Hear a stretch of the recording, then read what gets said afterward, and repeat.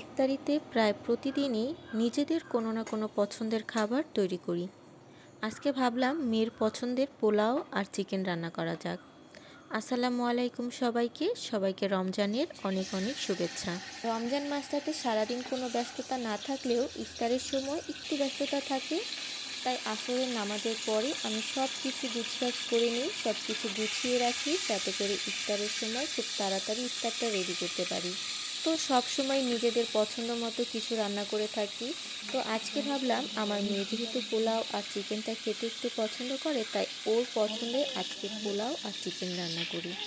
আর ফ্রিজে এই 2 piece chicken ছিল, আর এটা দিয়েই আজকে পোলাও দিয়ে মোরগ পোলাও রান্না করব। তাই ফার্স্টে চিকেনগুলোকে একটু ভেজে নিলাম। ভেজে নেওয়ার পর চিকেনগুলোকে উঠিয়ে এবার আমি মশলাটা তৈরি করব। তার জন্য ফার্স্টে আমি পেঁয়াজের পেস্ট দিয়ে দিলাম, আর এর মধ্যে এখন আমি বাকি মশলাগুলোকেও অ্যাড করে দেব।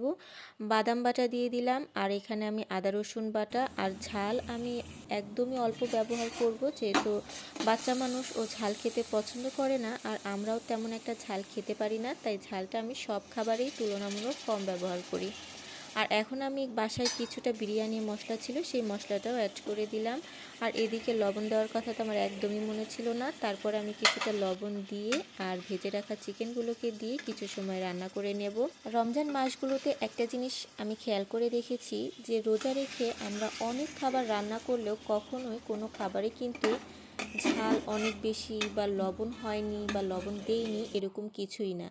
আসলে এটাও আল্লাহর একটা রহমত। তো যাই হোক, এবার আমি মাংসটা মশলার সাথে খুব ভালোভাবে কষিয়ে নিয়ে এর মধ্যে কিছুটা পানি অ্যাড করে দেব। আর এই পানি দিয়ে আমি চিকেনটা খুব ভালোভাবে রান্না করে নেব। আর রান্না করা হয়ে গেলে চিকেনগুলোকে আমি তুলে রাখবো। আর তুলে রাখার পর এই মশলার মধ্যে আমি পোলাওয়ের চাল আগে থেকেই ধুয়ে পরিষ্কার করে পানি ঝরিয়ে রেখেছি। আমি কিন্তু কিছুটা মশলাও তুলে রাখবো, যেটা আমি পরবর্তীতে পোলাওয়ের মধ্যে ব্যবহার করব। এবারে আমি এর মধ্যে পোলাওর চাল দিয়ে খুব ভালোভাবে পোলাওয়ের চালটা ভেজে নেব। ভেজে নেওয়া হয়ে গেলে এর মধ্যে এখন আমি গরম পানিটা দিয়ে দিব। পোলাওয়ের চাল খুব ভালোভাবে ভেজে নিলে কিন্তু পোলাওটা খেতে ভালো লাগে, আর এটা অনেক বেশি ঝরঝরা হয়ে যায়। পরবর্তীতে যদি একটু পানি বেশিও হয়ে যায় তাহলেও কিন্তু তেমন একটা সমস্যা হয় না। এই তো পোলাও রান্না হলে এখন আমি এর মধ্যে ডিম আর আগে থেকে রান্না করে রাখা চিকেনগুলোকে এর মধ্যে দিয়ে দিব।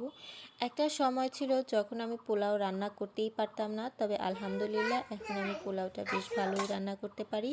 এই তো আমার মোরগ পোলাওটা কিন্তু একদম রেডি, আর এটা খেতে আমার মেয়ে কিন্তু অনেক বেশি পছন্দ করে। বাচ্চা মানুষ সবসময় ভাত খেতে একদমই চায় না, তাই মাঝে মধ্যে আমি চেষ্টা করি ওর পছন্দের কোনো খাবার রান্না করে দেওয়ার জন্য। তো যাই হোক, আজকের মতো আমার ভিডিও এই পর্যন্তই। সবাই ভালো থাকবেন, সুস্থ থাকবেন। দেখা হবে আপনাদের সাথে অন্য কোনো ভিডিওতে। আল্লাহ হাফেজ সবাইকে।